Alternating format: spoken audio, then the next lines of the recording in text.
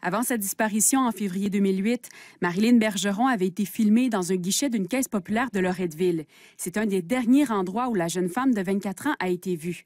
Mais pour mettre la main sur l'enregistrement, il aura fallu 1 an, faute de mandat. S'il n'y a pas d'éléments criminels, les policiers n'ont pas d'informations qui les laissent croire que la personne a été victime d'un homicide ou de quelque chose de suspect, c'est très difficile de demander à une entreprise, par exemple, de libérer des transactions qui ont été faites. Bien sûr, on va dire Marilyn, c'est une adulte, hein? Elle a le droit de disparaître. Mais entre nous, est-ce que c'est normal de disparaître? La famille demande qu'on assouplisse les règles lors des disparitions d'adultes.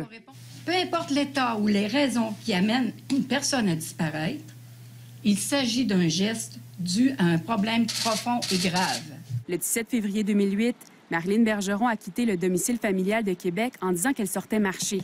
La famille envisage encore toutes les hypothèses. Si elle était une victime de trafic humain, après tant d'années, ça arrive souvent que les jeunes femmes ou les jeunes hommes sont littéralement jetés à la rue. Tu vois comment est-ce qu'elle est? Un enfant, c'est sans défense. Mais la personne adulte qui est rendue dans ces conditions-là, elle est pas mal dans la même situation qu'un enfant qui a plus ses défenses, là. Alors, à ce moment-là, elle a besoin de protéger au même titre.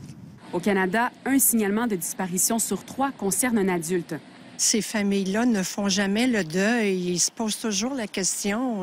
C'est un être humain pour moi et les êtres humains devraient être égaux. Parce que du moment qu'on n'a pas fait son deuil, c'est compliqué de tourner la page et c'est pour ça que du moment que l'affaire n'est pas close, on doit aller au bout des choses. Dans le cas de Marilyn Bergeron, c'est le service de police de Québec qui mène l'enquête depuis 10 ans.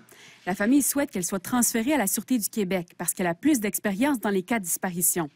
Ici Marie-Laurence Delaney, Radio-Canada, Montréal.